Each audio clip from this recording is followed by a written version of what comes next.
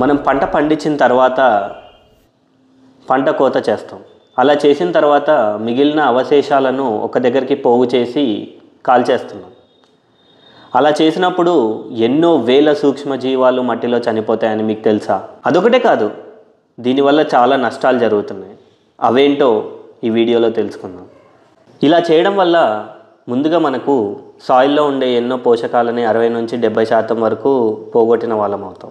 అలాగే వానపాములు, మైక్రోబ్స్ కూడా చనిపోతాయి. మన మట్టిలో ఉష్ణోగ్రతలు 60-70 డిగ్రీల వరకు పెరిగిపోతుంది.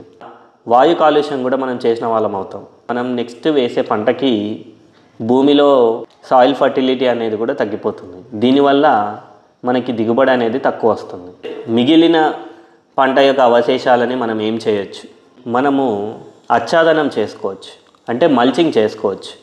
ఇలా వేయడం వల్ల భూమిలో ఉండే ఆర్గానిక్ మ్యాటర్ కూడా పెరిగిపోతుంది. భూమిలో ఉండే పోషకాలను తిరిగి తీసుకొచ్చిన వాళ్ళం అవుతాం.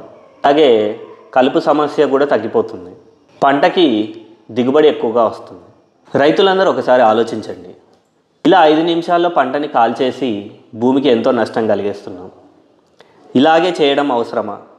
లేదా పంట అవశేషాలని వాడుకొని భూమిని ఇంకా సారవంతంగా చేద్దామా? Thank you.